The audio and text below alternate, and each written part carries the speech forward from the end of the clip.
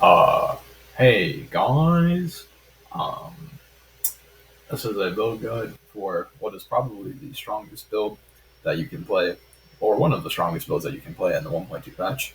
Um, it is a strength stacking Stormbolt Werebear build. Now, I guess I'll just get into the nitty gritty because I don't want to, spend 10 minutes talking. Um, Basically, we're using Gathering Storm for Stormbolts. These Stormbolts are procced by Tornado with this node here. So I'll get into how we scale our damage right now. Gathering Storm, Excited Bolts. This means that we can stack mana for damage, and we can bypass this mana consumption with Rage, which I'll get into in a minute. We're taking some of the range here, the double cast, Maelstrom crit. This is how we're crit capping for basically no investment, which is pretty nice on a starter. This is just free flat damage, which is always nice, right? And these points don't matter, but you want to get this more damage multi, and you want to grab Maelstrom, obviously. Tornado, this is how we're proccing all the Stormbolts, which gain bonuses from the Gathering Storm tree. So, Charge Storm, cast a Stormbolt every 2 seconds. This casts it 140% more frequently. So that's like every 0.6 seconds per tornado. Double cast, obviously, is just double the amount of Stormbolts. And we're taking Aspect of the Storm for move speed and more mana efficiency. Duration is also extremely important so that we get more Stormbolts per tornado cast. Maelstrom, this is one of the most overpowered skills in the game currently, in my opinion. We're getting like 700% stun chance from this node here because we are getting well over 20 stacks of Maelstrom. Beneath the Waves, this is so that we only have to press our button once, or if once you get this amulet, you just always have this like 4 Maelstroms every 3 seconds, which is great. Free Frenzy, free Haste, pretty good. Warcry is just for crit and more crit and Maelstroms. The rest of this doesn't really matter. You want to get this node though. This is extremely important. The rest of it doesn't really matter. Just do what you like. Werebear form. Spell damage per strength. This is what makes the build really OP.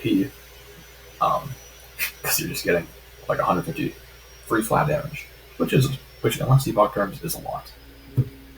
40% more lightning damage when you transform. We're also getting a lot of benefits from transforming. So there you go. This is how we top up our rage. The more mana you get, you might want to invest a point into this. If you want, you don't have to. But yeah, like 2 points is enough to permanent, because on bosses, every Stormbolt that you hit, you get rage back, which means you're just always at max rage. And rage is the mechanic which lets Gathering Storm work with this node, because it turns out if you're always at max rage, you always have the maximum amount of your current mana, which means you always deal insane damage. And you don't actually have to ever worry about this mana consumption because you just always regain it back with this node. Rampage is a movement skill, and this while you're rampaging, you just deal more damage. So you throw down your tornadoes, you swap, you rampage, you deal infinite damage. Also grab the crit here. This just helps us crit cap easier, but not really necessary, honestly. You just crit cap for free anyway. But there you go. And yeah, that's the skills.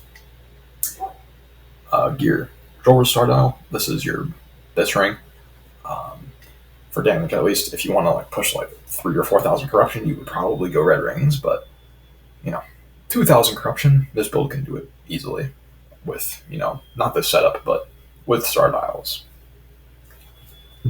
Malice Misladle, since we have so much flat damage, and by the way, attunement is also flat damage for Stormbolts, this is pretty much your best weapon because you already have all your flat damage solved.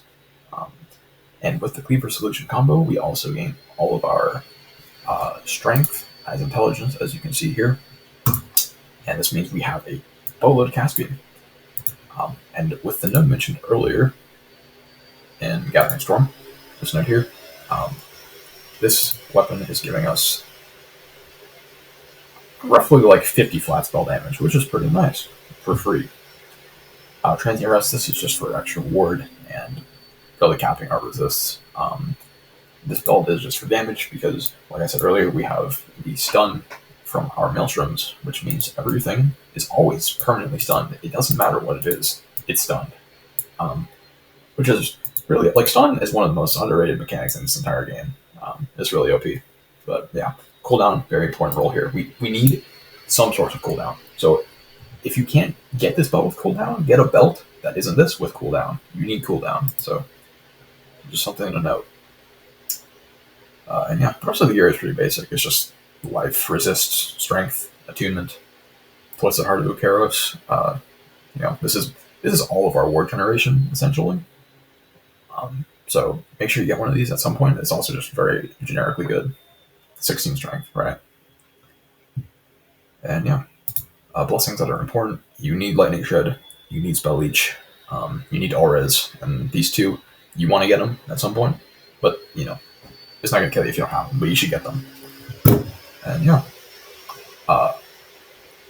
and the Ancestral Crown. The reason I have this base yellow is because I would rather you have this as an absolute dog shit item. But make sure you get this base because this base is huge for your defense. It's huge, so get this. And that's basically it. I will have a video of an Aberoth kill in the description.